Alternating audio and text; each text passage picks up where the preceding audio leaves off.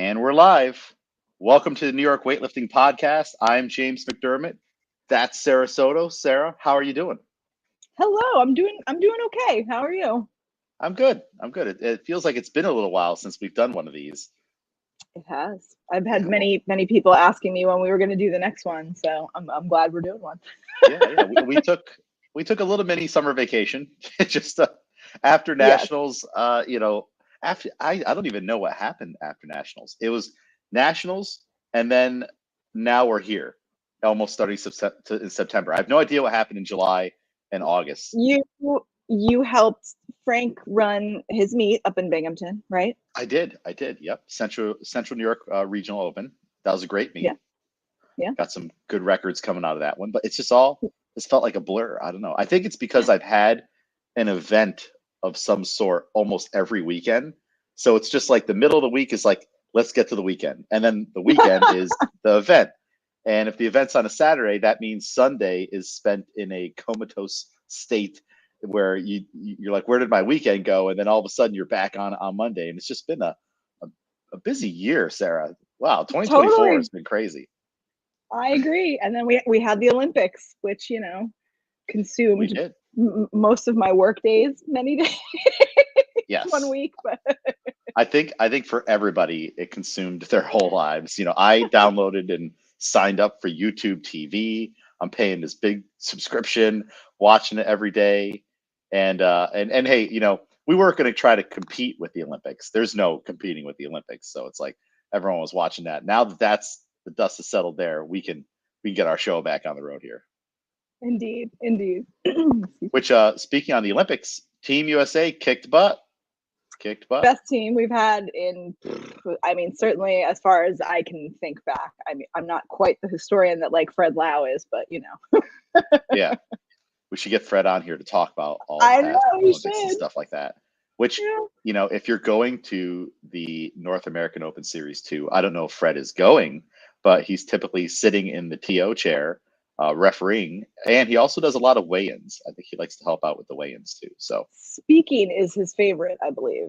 So speaking, okay, yep. mhm. So yeah, Yeah. if you're an athlete, the person that's weighing you in, or speaking on the mic or in the chair in front of you, they might also be an Olympian. And Fred is a two-time Olympian, right? I think so. Yeah. Yeah.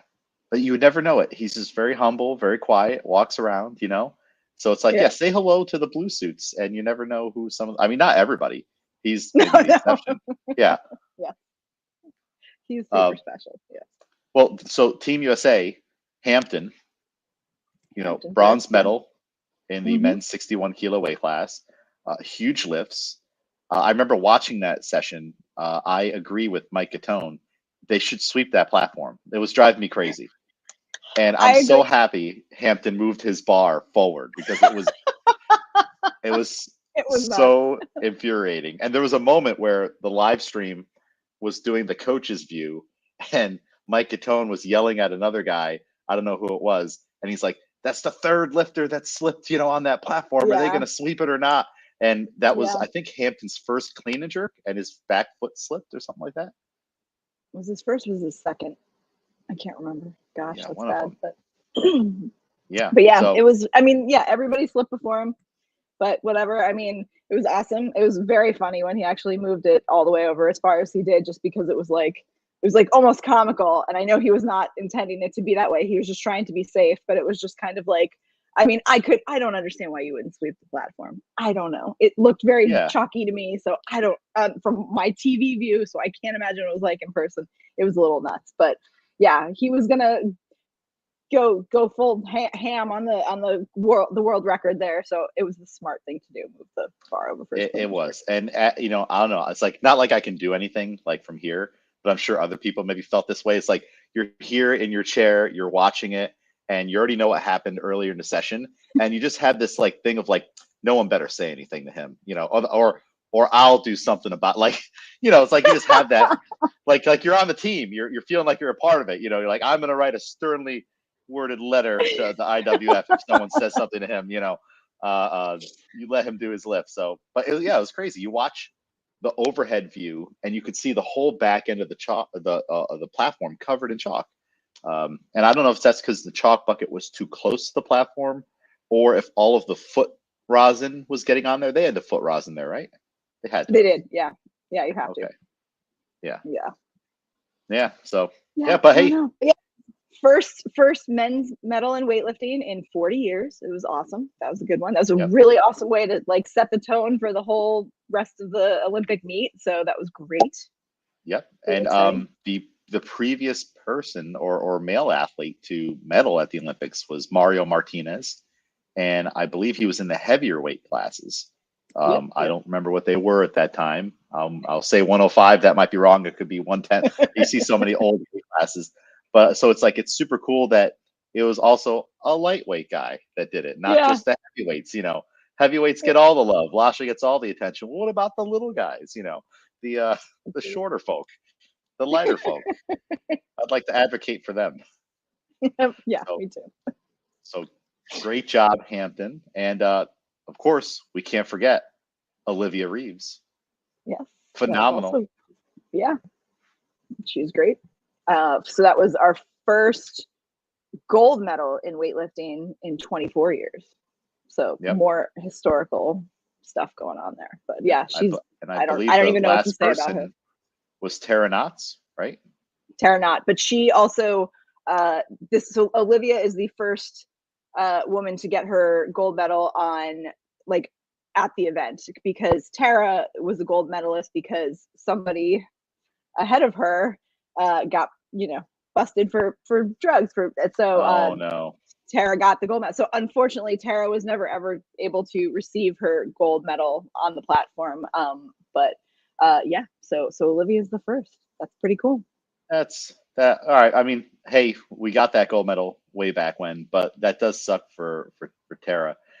Yeah. That's like a weird thing in sports. It's like, okay, you kind of can't bring the people from the last Olympics back, give them their podium moment. You can't get like there's no replacing that. And I wonder too, like, of course, at this high level, it's a lot of business, right? It's sport, but it's like businessy. I wonder if the athletes who are cheating feel bad from an athlete's perspective on like, athlete camaraderie, all that stuff, that you did that to another athlete and they didn't get their moment. Like, because I mean, like no athlete you want to beat the other people, but you don't want to do things like that. I don't know. Do you think that the cheaters care at all? Or yeah, I mean, I I know their mean, coaches and their team are involved in all of it. Like, how much blame goes on the athlete versus like, I don't know. you'll never know. It's too hard to tell. There's so many athletes that I hear stories about where it's kind of just like, it's just when they've come up in a system where that's kind of a norm. I mean, again, this is not as pervasive as it used to be even 5 years ago, but it's like when you've come up in a system where you just kind of don't ask any questions. You were maybe a kid when you started out. You just do what your coaches tell you to do, and a lot of them have no idea. Like they were just told, like, this is your your protein shake you drink after or something like that. You know what I mean? So it's like it's too hard to even try to imagine like how these people, I'm sure they feel awful. Like that's a huge embarrassment. So yeah, I Yeah, mean, and what? I am empathetic to I'm sure that they didn't want to win based on cheating. Of course, we've talked, I think, about like the social, like the socioeconomic stuff. Like, people like, I mean, I just saw some little reel the other day about how, I can't remember, there's a Filipino gold medalist. I can't remember what event, but it was just listing all of the things that the Philippine government is going to give him. And it was like a free house, a condo. He gets like a lifetime of all this stuff, like, like all this like Yeah, healthcare, all this stuff. So it's like, yeah, it's just Olympic sport is a weird thing. yeah. I did see that one, and it's pretty cool. He's essentially set for life in the Philippines, and he's a star. Like, no Yeah, doubt, in like however long it takes, he'll run for mayor or president or something like that, and win. That's how powerful this is in some countries. What is it? yeah, Not for the Olympics, but Manny Pacquiao, right? yes, Where the boxer. he's like the man in his country. Like he's like, oh yeah, I will just lead everyone and I'll control the government, and he was just a great boxer. But that's like it's crazy how it works in some parts of the world. Yeah, I didn't think about that part. you start as like a 7-year-old and they just start handing you stuff. They're like, go do that. You're not going to question anything. And this is how you're getting fed and housed and your family taken care of. And maybe you have now as a 12-year-old, the family burden on you, because the government is exploiting your talents and you just get these shakes and pills and supplements every day. And you're listening to the medical doctors. treatment. Yeah. Yep. Yeah, exactly. And then, so I would like to know more about this on the athlete's perspective on if they did pop, and what the psychological and all that stuff that goes into it on, like, I had no idea my coaches were doing this to me, or maybe they did. And then how do you feel about the other athletes? I don't know, maybe someday we'll find someone who wants to come on and tell all on the New York Weightlifting podcast. Yeah, I mean, I would watch that documentary, like if they want to make some money that way. Go to Netflix. I'll watch it. Yeah. Well, I mean, it's funny because like if someone at like the Olympics gets popped for PEDs, everybody's mad at that athlete. But I never thought about it literally until now. The perspective that you just gave on, like, they were 12 when they started and their coach just said, hey, take this. And they just listened, and as coaches, we want our athletes to listen, and it's on us to not have any nefarious, aspects behind our request. Wow. Look at that. Deep thoughts here on noon on the New York Weightlifting podcast. Wow. Well, hopefully everybody going into the North American Open Series 2 is legit and they're doing things that they should be doing and not that they shouldn't be doing. So let's talk about this event, Sarah. No USADA post, please, after. Yep. We want USADA, the USADA writer reporter guy that puts up the post, to have to find other things to do. He's like, I'm not putting up any reports on the website. It's like, I guess I don't know, I'll clean the kitchen in the office here. I don't know, do that. Yeah. I mean, Carissa Gordon-Gump, who was an Olympian in 2008, she is going to be there. She was at Nationals. I don't know if you met her, James. She's wonderful. She as a retired athlete, she now is an ambassador for USADA, and she is going to be there at AO2. So if you see Carissa at the USADA table, say hi. Go grab one of those awesome pens. I have had mine since 2016 that I got from her at the OTC, and it's like my favorite pen. But don't take too many pens. That's the thing. Yep. And stickers. I had stickers last time I was there. But hey, there's another Olympian you can run into. That's right. The UCW event. Very cool. And she does a lot of coaching too, right? Typically in the back room. She does. She does a lot of like nonprofit work. She worked for USA Weightlifting for a very, very long time. I've seen her still outside of the first time I ever met her when she was still working at USA Weightlifting. She was coming around. She'll do like training camps once in a while. She is an instructor for USA Weightlifting courses. She tends to do them. She lives in Vermont, so she's kind of up around there, and she will travel a little bit, but she has a family. She's married to Jason Gump. He's wonderful, as are their 2 children. So she's definitely like a really good mom who's just home for them all the time. But she travels a lot too and does I can't remember, and I can never remember the acronyms. NCSA, NSCA. I can never remember which one. She does stuff for that too. NCSA, NSCA, National Strength and Conditioning Association. There you go. But I think there's another one that like it's close but not quite. Like it's like the powerlifting stuff. Anyway, I digress. No. Well, go say hi to Carissa. Yes, say hi to everybody. There you go. There's lesson number 1 for the AO2 here. Make some friends. Meet some new people. Maybe make that your goal. You know what? I'm gonna say hi to one random person in the back room or at a table and whatnot, and I'm gonna make a new connection. And who knows? You never know what might happen with that. And flash forward 5 years, you're married, you have several new kids, and they're named James and Sarah because you got the idea from this podcast. And you're welcome. You're welcome. Yeah, totally. So let's take a look at some event details here for the North American Open Series 2. It's going to be held in Fort Worth, Texas, as we all know. So be ready for the Texas heat. It's still the summer. It's going to be at the Fort Worth Convention Center. And the address, oh no, where's my address?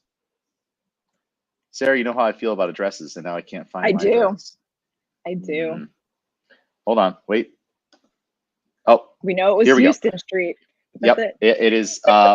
It is 1201 Houston Street, Fort Worth, Texas, zip code 76102. So if you got to type that into your GPS, you can definitely do that. And we're going to take a look at the grounds around the convention center there. I am seeing just right away, there's a Ruth Chris steakhouse right there. So, I mean, if you're going to Texas, you've got to be getting steaks and barbecue and stuff like that. Like, this is not a Dunkin'. I mean, this is not I saw a Subway there too. This is not a Subway and Chipotle kind of trip. Come on. This is, there's different types of foods there that, like, when you're in town, you should probably try that, right? But you might need those things before you lift to, adhere to your dietary needs. That's yes. Everything I'm saying is post lifting, unless you're a super, then hey, every day is a party day. Yeah, you don't have to worry about it at all. Just make sure you don't upset your stomach. So those are the general event, details. The start list is out. Everybody knows when they're lifting. By now, you should have your plane tickets all set. You should have your hotel situation set. I hope so. I mean, the event starts in what, 2 days. So definitely make sure you have that ready to go. But before we dive deeper into the meat, we have a tradition here on the show. A wrestling we double as a wrestling podcast. We need to get some wrestlers on here eventually. I'm going to text Seth Rollins one of these days. But Sarah, do you know any Texas facts for wrestling, or like someone that's from Fort Worth? I don't know any. Oh gosh, I don't know any specifically from that area. But I mean, Texas is, like, as far as wrestling goes in the United States, like, Texas is the place. Like, I mean, I can off the top of my head, like, list a million people. I mean, your favorite, the Guerrero family is from there. Yep.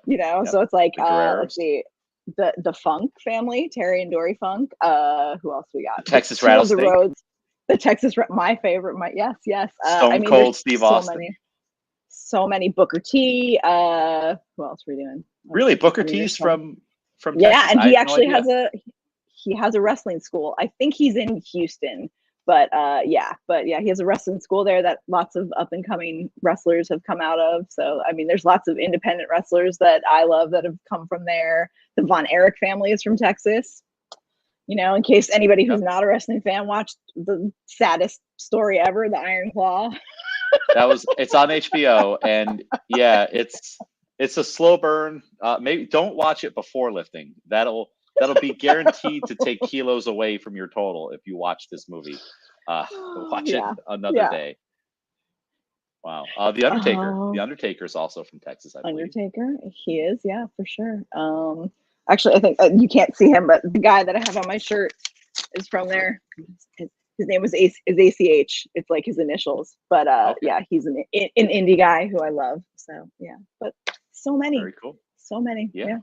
Hey, maybe you just do some Googling and you drop into a wrestling school, or just like go see one of those places. It's you don't see them driving around, but like, just like how there's weightlifting gyms and CrossFit gyms, there are these little wrestling hubs that you could just find, right? And there's just guys in there practicing the moves, and they all have dreams to get to the big stages, the pay-per-views and stuff, kind of like how the weightlifters have dreams of getting to the national stage or beyond. So it's just cool. It's like, it's a different pathway of athletics. Yeah, totally. We have one in Brooklyn that actually a few independent wrestlers I know, but one of them I actually got to know because his wife was a power lifter at Murder of Crows. And that's how, and she was like, "Oh, you're into wrestling?" She's like, "My husband is a wrestler." So I got to know him that way. But yeah, he is a training academy. It's called T2 Training Academy in Brooklyn. But I mean, super. Yeah, I mean, it's cool to like see, like you said, fitness in a different way. And all these people go practice in the ring and they do their practice their bumps and their rolls and stuff like that. Definitely more cardio based than we are used to. But Oh yeah. And I mean, I see some of the pictures online of like wrestlers posting themselves at like those gyms. Some of them even look almost like a CrossFit gym. Like they have, you see like squat racks and stuff in the background, and pulley systems and pull-up bars and dumbbells. So it's just cool. It's a nice blending of communities. And Seth Rollins did do the announcement for the CrossFit Open way, way earlier this year. It seems like it was 10 years ago. But maybe wrestling's starting to bleed over into our worlds at a faster rate that we know. it should. Yeah, I don't see Good why not. fitness, good Yeah. strength training. It's good. So the NAO2, that's the dates, Thursday, August 29th to Sunday, September 1st, which I can't believe it's September already. I know. Again, the schedules have been posted. There will be categories, so you can medal as, correct me if I'm wrong, Sarah, youth, junior, masters, and senior. And then there will also be the other categories such as adaptive athletes. The military award are typically done at these AOs, right? The service members. Yes, Is there anything else I'm missing? I mean, excuse me, the added bonus this year for this meet in particular is that the Texas Oklahoma WSO is also holding, like, it's part of the meet. So you may see some other people getting medals for Texas Oklahoma. It's their, they were able to squish their WSO event into the meet, and so that's cool. So you'll see some people who I mean, I don't even know if they had qualifying totals, to be honest with you. It might be, that's kind of unique. Like, your first meet is on a giant platform at a USAW national event. Like, that's crazy. Yeah. But yeah. And hey, you got national level protocols. You got the, high level refereeing, the weigh-ins, all that stuff. So it's legit. That's cool that they were able to hitch their wagon to the meet. Are the sessions mixed? So are there like sessions that are specifically WSO championships and sessions that are only the American Open? Or is it like, hey, you just might be in the same session together, but your results count for one or the other? Yeah, it's just like the latter. It's just, the way that we always do things, where everybody's mixed together. And like, if you look on the start list, you can usually see, I can't remember if they printed it on the start list, like the different competitions that people are signed up for, because some could be signed up for both, some could be signed, like tons of different potential awards for people. So it all just depends on what you signed up for. So yeah, but they should be mixed in with everybody else. So it should be cool. Okay, yeah, that is cool. I mean, because you could possibly at this event have someone doing their first meet. There are probably going to be plenty of people doing their first meet, and I mean, like, that does seem like maybe an intimidating first meet. Your first one, you got to go out on the big stage with all the lights and stuff. But that's also a really cool experience. Like, not many people get to ever do that, because typically you have to qualify. Like at the Arnold, you have to qualify, and there's the whole lottery system now. So this is a really cool element to it. Yeah, I don't think they'll be able to continue to do it though, because the AO2 is going to move around, right? So this is just a one-time opportunity. Correct. Yeah, this just worked out that the Texas, my friend Ray Harkness, who you have spoken to, is the president of the Texas Oklahoma WSO, and they hadn't really had anything set up for their WSO meet. I don't believe they had one last year, so this was their first event like that, and it just so happened that this was going to work out.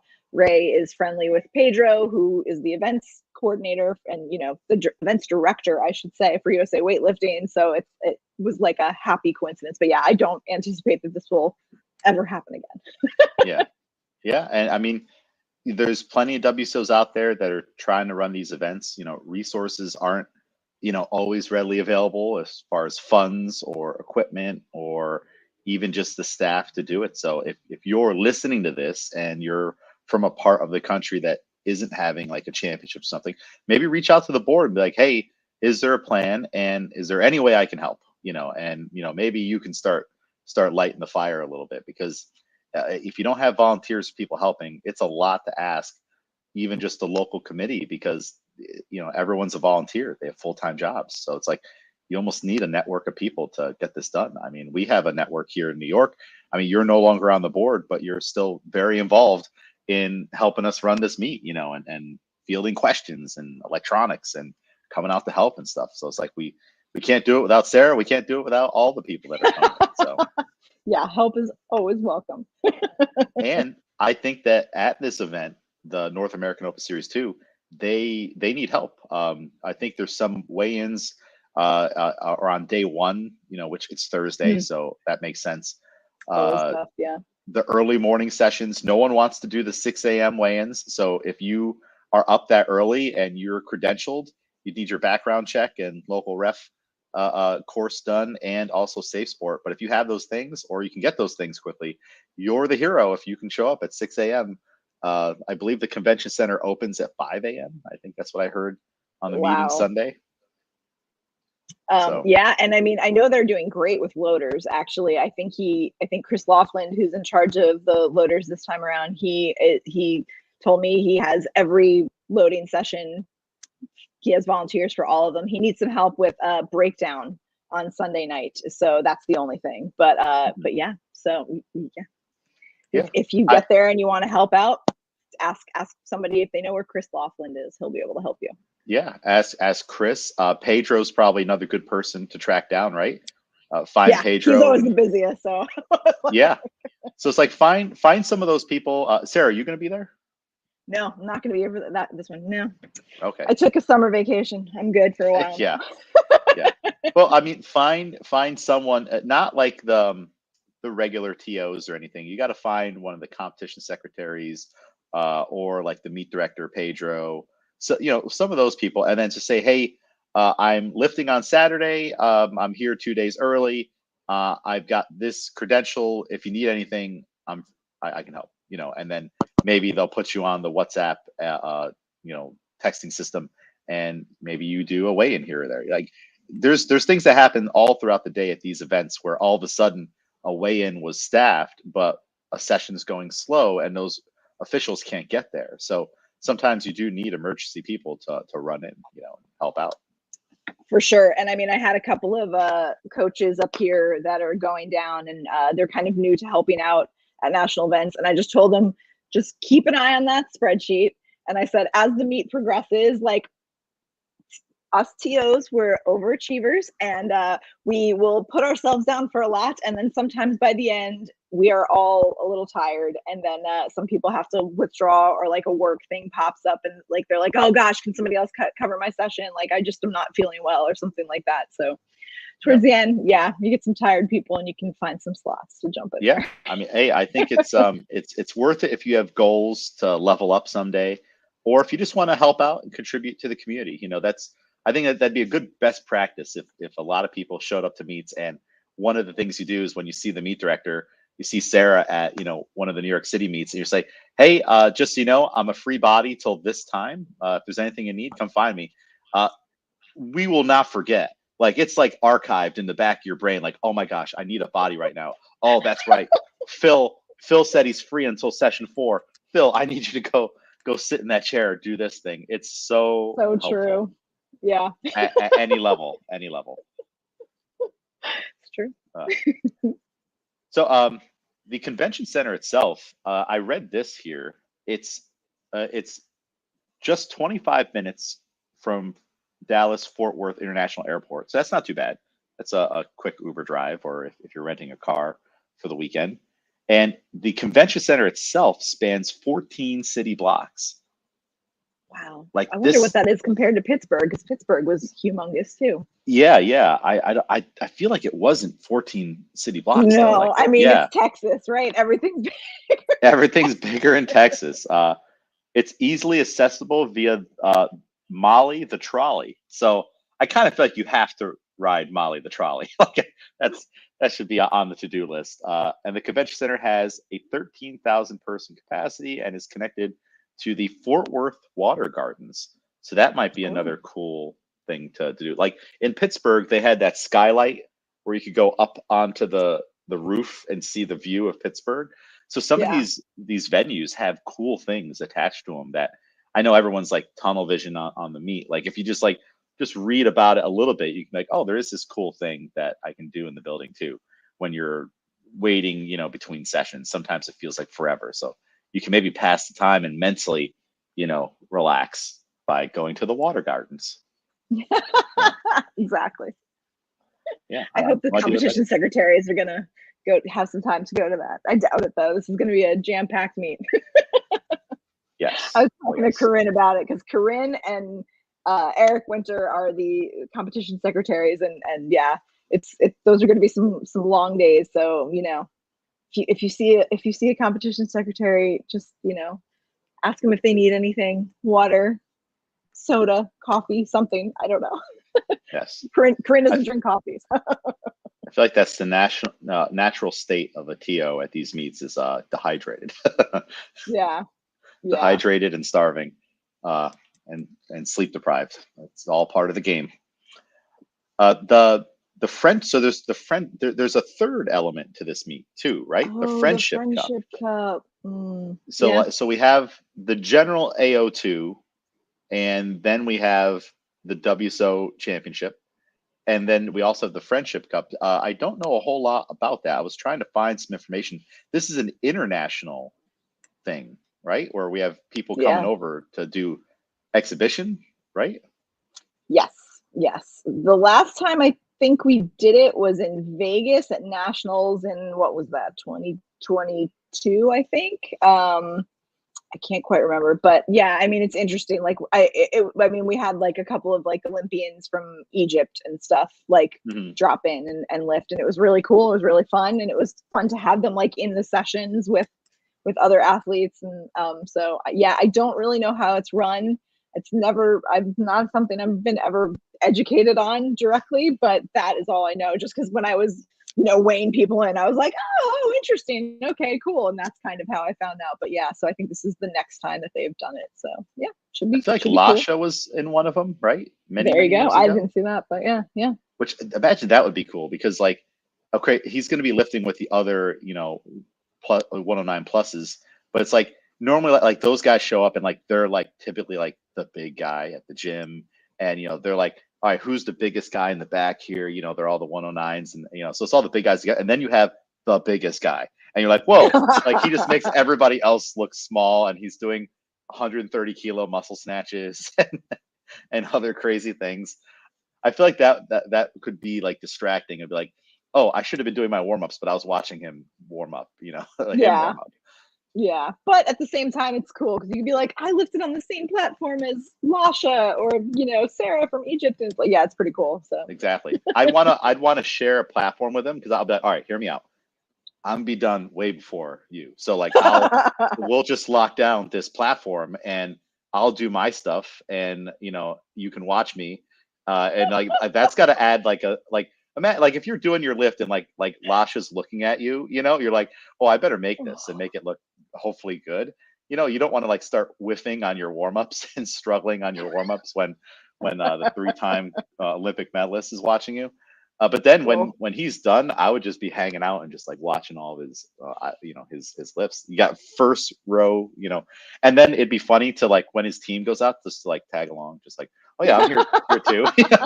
Yeah, just cheering on the side of the bus. Yeah, like when they show the camera and the photos, they're like, all right, yeah, there's Lasha and the Georgia team. Like, who's that? Is that James McDermott? Yeah, that'd be awesome. Who bulked up to 109 plus for this one chance? He's not looking too well. I'd eat a lot of McDonald's to get there.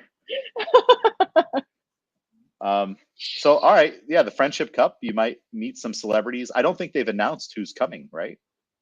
I don't think they ever have, but I don't know. I wonder if we can find that out. That'd be cool if Will or somebody at USO Weightlifting made an announcement about that. Yeah, I wonder if maybe they don't announce it because like one, if they like drop out or something, you don't want to be like, hey, we promoted, Lasha's coming and then he can't come, and then you're like, right. Like then you got to make another announcement. It's better just for everyone to be like, oh my, there's a big surprise. I had no idea that Tomo was here, yeah, I could see that.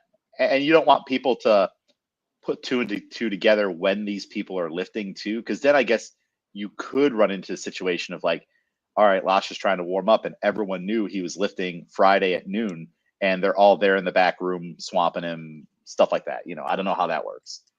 Backroom security to stop people from mobbing athletes. Yes, that would require that for sure. Yeah, most of us don't have that problem, but if you're on that world caliber, you might. All right, so the Friendship Cup. So cool, a lot going on at this event. 3 events, and actually, how many events is this? There's 3 events, but then there's all the individual, like there's youth and junior masters competitions within the WSO championships, and then also the North American Open Series 2. Who in the world is doing the scoring and calculating, and how do you pull them out of the computer? Is there separate computers? This sounds complicated. No. Yeah, it's super complicated. I mean, it's going to be OWL and CMS again, and I believe Scott Gonzalez is going to be there to help again, so that's great. But yeah, I mean, it's a lot. It's a lot building, as you know, that spreadsheet that you have to build and put all the stuff in, but it's even more complicated by all of these different competitions. And yeah, like there's adaptive and the military, just everything. There's so much. I don't even know how that gets put into the, I would just be so freaked out that it was going to crash. Yeah. Hey, this might be another area where someone can offer their expertise. Like if you are a spreadsheet computer whiz and you're like, hey, I don't know about reffing or weighing people in, there are other things you can do at a national meet and also many local meets that don't involve any of that stuff, that there's so much computer work going into it. I know we talked about it way back in our TO episode. Maybe we need to do like a little recap on that to like highlight some of these more specialized jobs where it's like, all right, you sit at the computer and this is all on you, scoring and putting it into the computer. It's a lot of tedious work. And with that many athletes, I don't even know. Is it one person doing all that, putting it all in the spreadsheet? Pretty much. I mean, it was already, they build the whole spreadsheet, obviously, before the meet. That's how they get the start list printed out and stuff. And then the whole idea is that it's like set it and forget it. And that like at the meet that day, when the session is done, Pedro can go back there, hit a couple of buttons and print out an awards sheet that he will hand to the speaker to pull, people onto the stage. But yeah, it's a lot. But yeah, they limit it to, usually it's just Pedro that does that, and he usually has like a second in command that in this case probably Scott Gonzalez will be back there to help him out, just because he's like the subject matter expert on OWL CMS. But it's just yeah, so he usually gets people to like help input data and things like that and make sure that tech problems get figured out as they arise. But it's usually like Pedro and like 2, maybe 3 people back there to help do that sort of stuff. So yeah. And there's typically candy back there from what I noticed. So if all right, let's see here. Ooh, coaching checklist. Let me share this real quick. If I remember how to share. Present. I was just on a Zoom call before this, and it's like the same but not. Oh. All right, I'll select a window. Coaching checklist. So we brought this up at the last national event, but it's always good just to review it, and this is for coaches on how to make sure that you're ready to participate in the event. For your membership side of things, you need to have a USAW coaches membership and the coaching certification and the referee certification. And I think those are things that they recommend you have, right? Like, these aren't like mandatory, but this I believe is mandatory to some degree. Background screening, USADA Coaches Advantage tutorial, and safe sport training. So even if you don't have a USAW level 1, Sarah, you still have to have this stuff to be in the back room. That's what we're saying. I believe you just need, you just need safe sport technically to be in the back room. Got it. Oh, well, wait, as a coach, are we saying, or are we saying as as a coach? As a coach, yeah, you're supposed to have all of those things. And they want coaches to register too. So more than likely, you wouldn't have been able to register as a coach unless you had this stuff, I think. And that's the last part. for the event, register as a coach. That's how you'll get your lanyard, you know. So yeah, this is just a helpful thing to be mindful of, and make sure that you have these things. I'm always worried that I'm going to forget something, and that there'll be that'll be the day that there's a bouncer at the door, and they're like, "Sorry, Mr. McDermott, we can't go back there." So that's why I always like make sure well in advance that I have all that stuff, taken care of. Yeah, So I would rather not take chances with that. But I mean, athletes get session passes that they can give to, a friend that's going to help them load, to another coach, to their coach. You should definitely make sure you have one for them. It's rare that they get checked, but you need to have that with your meet credentials, or if you just came in as a spectator and you're going to help like your sister load or something like that, just make sure you have it handy, because I do not know if sometimes it's rare, but sometimes they do have security checking that stuff at a doorway if the meets, like the venue shape allows for that. So yeah. And hey, you never know when it could come up. Maybe you're trying to arbitrate for your athlete, and they're like, "Well, who are you? Are you the coach? Well, let's see. I don't see your name on the list. How do I know you're their coach?" Like, you never know. It's just good just to have it. yep. Plus, I feel like it helps with like feeling official. Like, all right, I got my coach's stuff. I got my lanyard. Yeah. Well, neither one of us are going, but I guess we could throw out a couple travel tips and tricks that might help. I'll start. Something I did on my flights going to Pittsburgh is I wore compression socks, and that helped a lot. Yep, that was a really good idea. I didn't wear my normal shoes that I have to like tie, and they're like more heavy duty. I wore like my flats, so like I'm like, all right, I already know I'm gonna take them off on and off at the airport. Plus, at the meet, I'll be wearing my dressy shoes, so I just wore my ultra comfy, slipper type shoes, compression socks. I have these things called arm shields. You ever heard of an arm shield? Did we talk about this yet? No. It's how you can give yourself long sleeves without having to wear a long sleeve shirt. So like you just, it's like a compression thing. It comes all the way up here, and if you get too hot, you can take it off. If you're cold, you can put it on. So it's very versatile, because you don't know if the airport's going to be really cold, or the plane they have the AC on, or the person you're sitting next to has to have that fan thing on, and then you're kind of getting some blowback from it.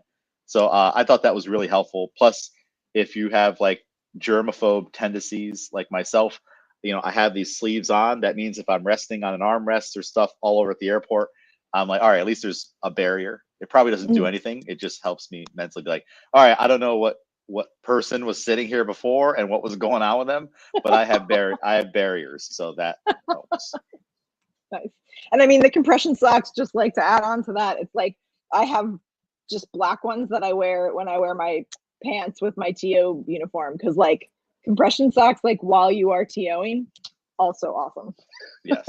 Yep. I did not do that. I should have done that. That would have been a good thing to do.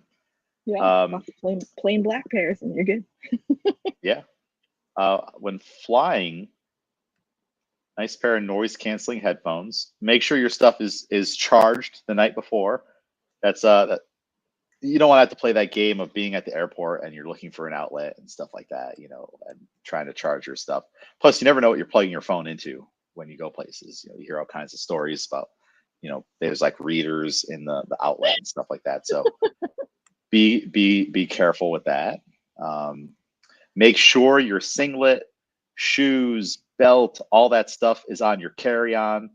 Don't check any of that stuff. If they lose all your luggage, at least you have your competition gear. So that's pretty important.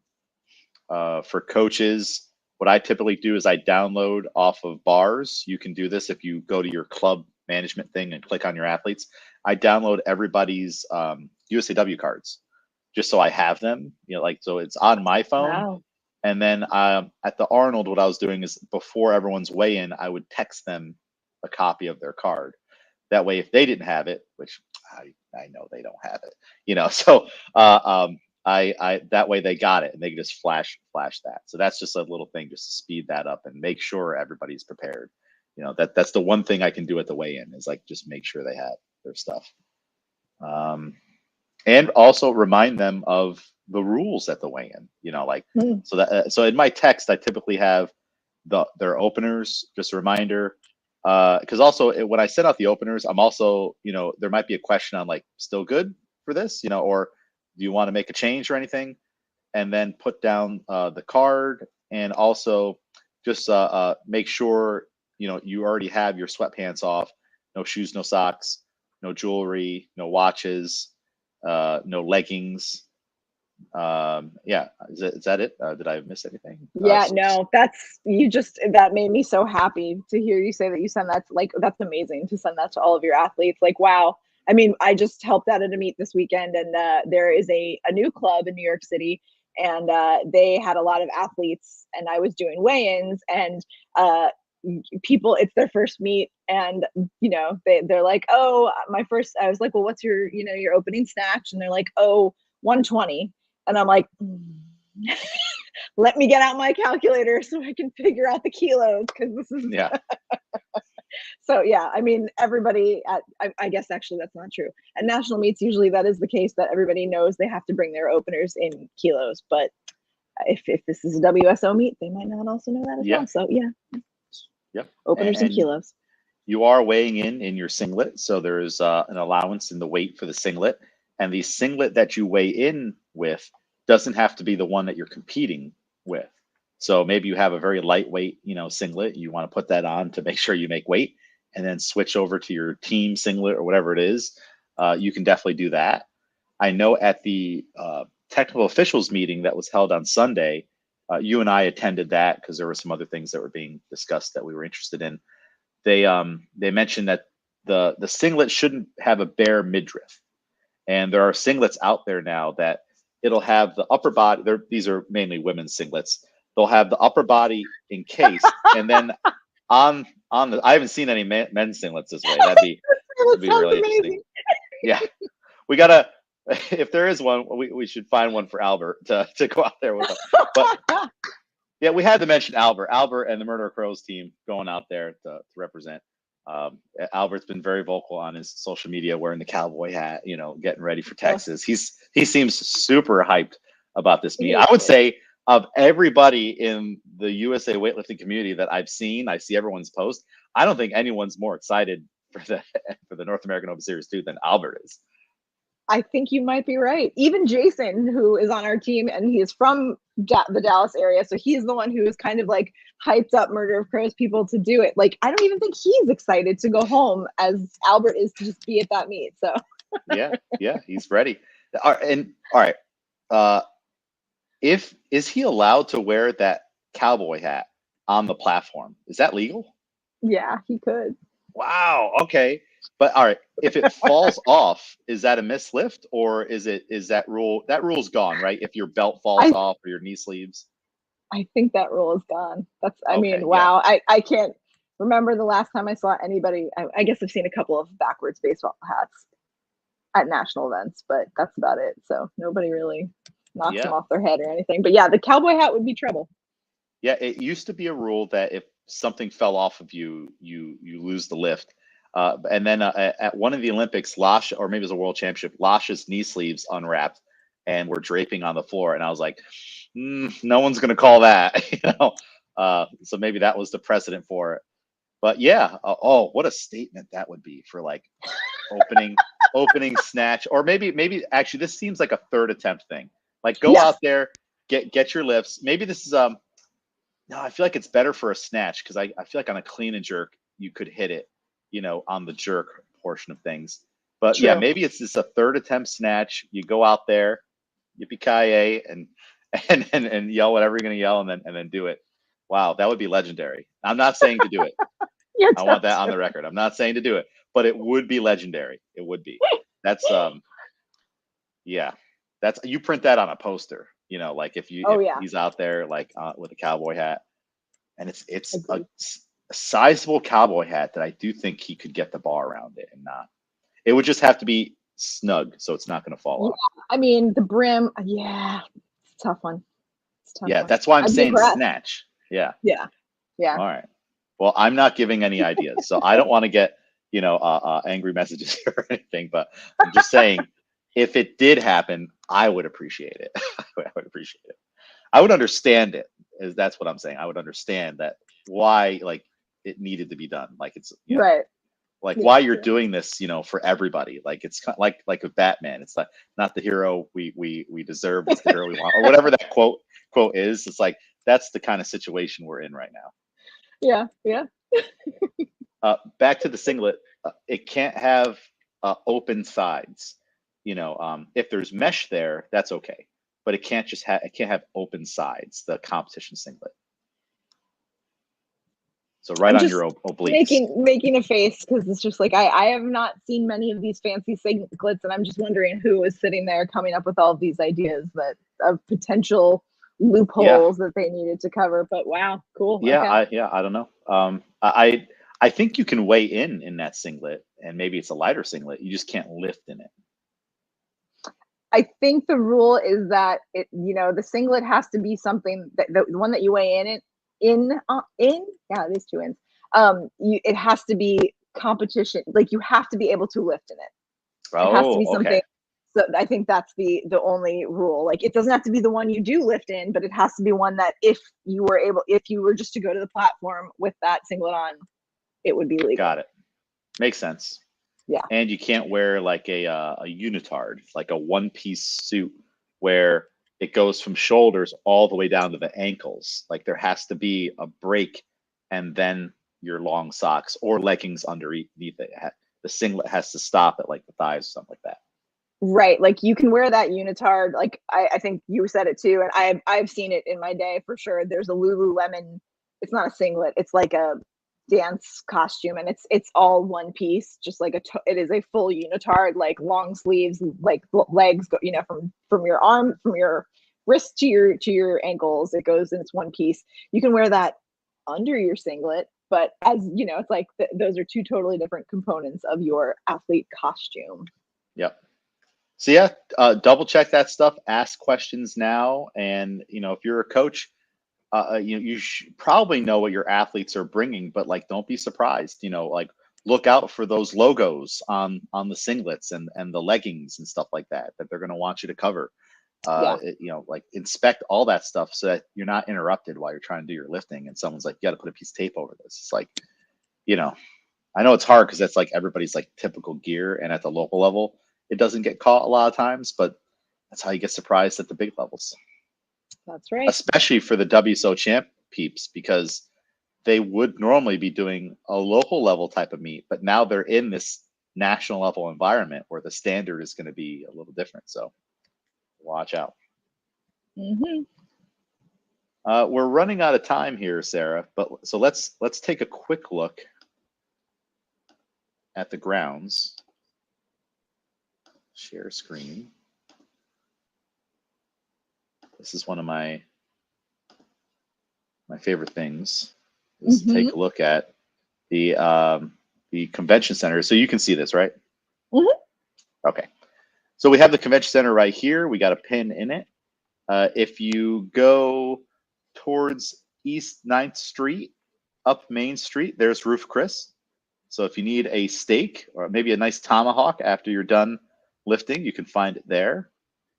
We do have a Subway that is down the road. So again, if you go East Street and then make a right, you can find that.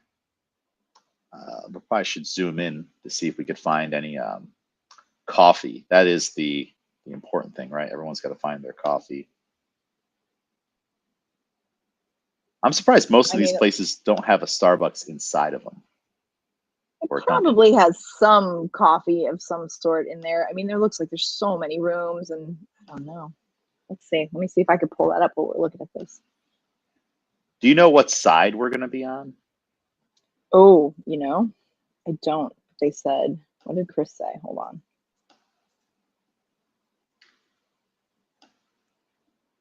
I don't know what this is. It just says Chris had said when you go to get your credentials and stuff like registration, you're going to come in from Houston Street into the convention center's main entrance, and the registration desk should be right there. So I don't know which side that is. So Houston Street. I did there's find a Starbucks. Yep, Starbucks.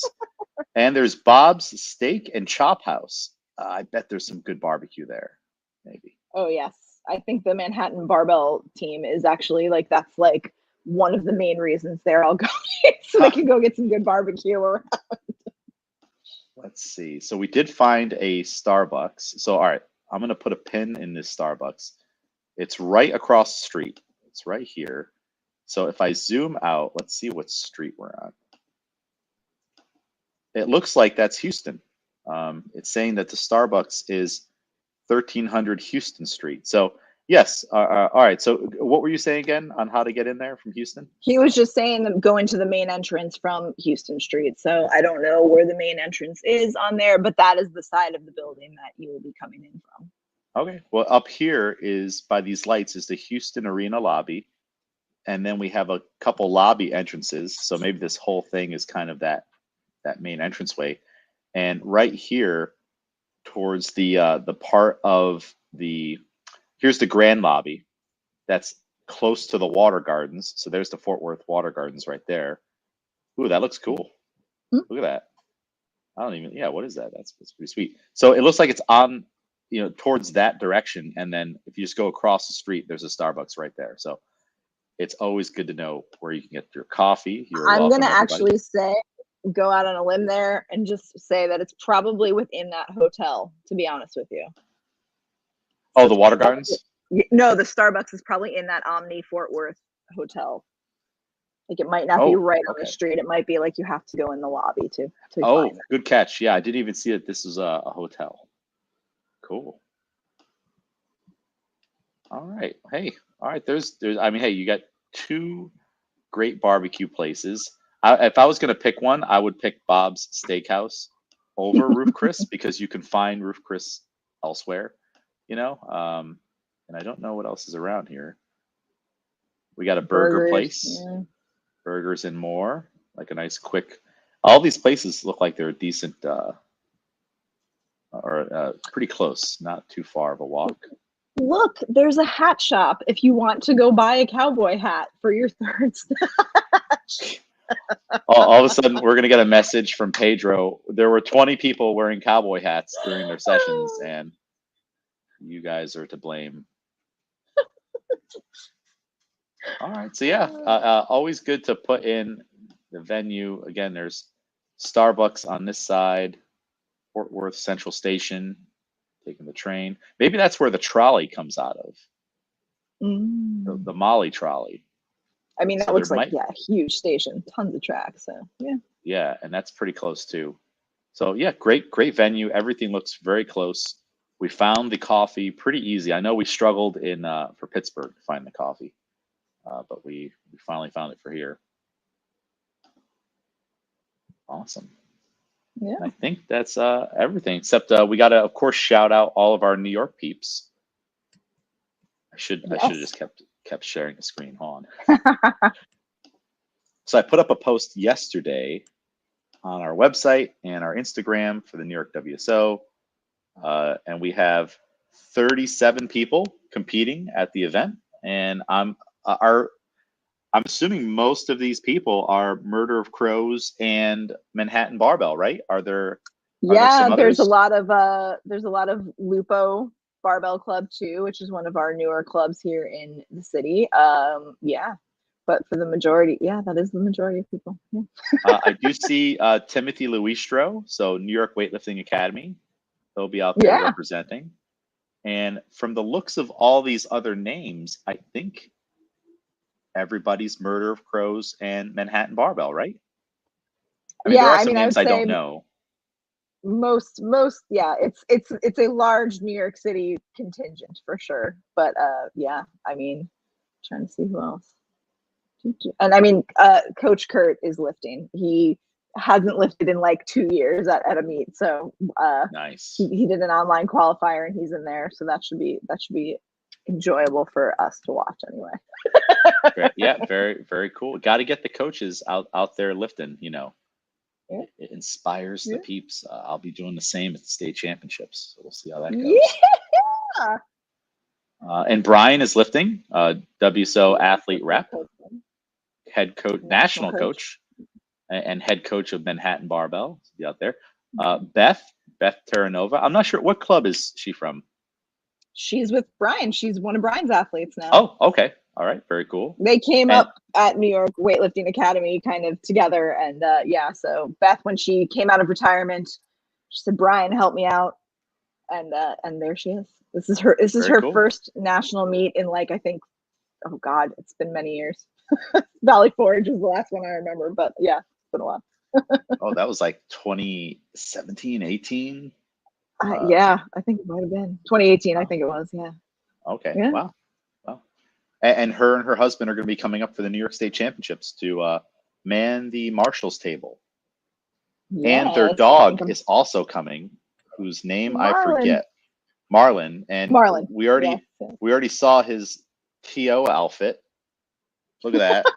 So he'll be wearing the blue suit. You might see that face at the marshals table, and so be polite when you make your changes, because yeah. He'll be watching. Yeah. Every marshals table should have a small dog there to keep everybody calm. I would love that. A small dog to keep everyone, or like a therapy dog there to like, all right, you missed the 30-second, clock to make your change, but you get to pet me, and now go tell your listeners. Or and then if things get really out of control, a cat will do just fine. Just like a couple bats of its paw, and like, all right, that lets you know, like. Or like the cat could like be like, well, you're gonna sign the wrong card, and you just get a couple, like it knows somehow. Yeah, just a couple quick bats. That would be good.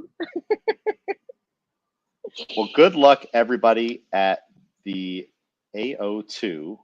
I'm looking at our notes here, and we have indeed covered everything. I guess we could finish real quick, like we have before, on advice for everybody. Like we've given a lot of advice, but maybe some closing thoughts, athlete, coach, and technical official. What do you think? Have fun. It's not nationals, it's an AO series meet, and I know that some people it's their first national meet, but just like go have fun. Like you did all the hard work. Have a good time. I agree. Mine for that's extra for athletes, or maybe athletes just relax, because it also isn't nationals. It's a little different, and maybe you're using this meet to qualify for something. And be aware too, as an athlete, of the people around you on the platform, because like we said before, this is a different type of national meet where you're going to have beginner coaches and beginner athletes who are at this for the first time. So just be, have a little bit of grace and mercy that, the people around you, they may never have experienced this before, and they're a little bit lost. So just make sure, you're assertive, but not mean, in like, navigating your warm-up platform. That goes for coaches too.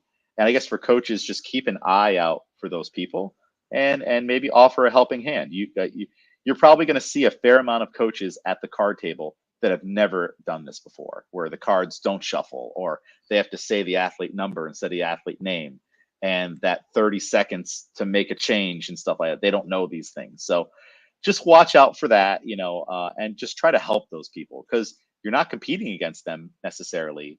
And we also don't want them to have a negative experience either. This is like these AOs are like community events too, as like just a hard-nosed competition. So I would just say watch out for the new people, because they're going to be there. And I think for the TOs, it's kind of the same thing on like, one, eat food, hydrate, caffeinate, use your voucher in full. Don't just use it for the coffee. That was one of the things we went over at the TO meeting. And be nice to one another. Be nice to one another too, because sometimes, we're all in it, and people get cranky, and it's been a long day for everybody. And you may be dealing with a lot of people now that have no idea of the rules, because again, the WSO championships is in with this. So they've never had to be at a weigh-in that's so structured like it is now, and all that stuff. So just everybody just like take a step back and understand that there's a large portion of the community there that like this is their first time, and we don't want their first time to be a bad time. Want them to come back. And just conversely, I do know that there are a bunch of people who will likely be in A sessions that are going to try to qualify for Worlds. So good luck to them. And I don't know that anybody from New York is, but yeah, just so it's enjoy. Like if you can stick around for some A sessions, go watch some good lifting. It could be super fun. Yeah, and emotional. cheer people on. Cheer people on. Awesome. Well, Sarah, thank you for your time. Everybody, thank you for listening. And like we've said, good luck, everybody. Have fun, relax, treat each other well. And we'll see you again very, very soon. Later, Sarah.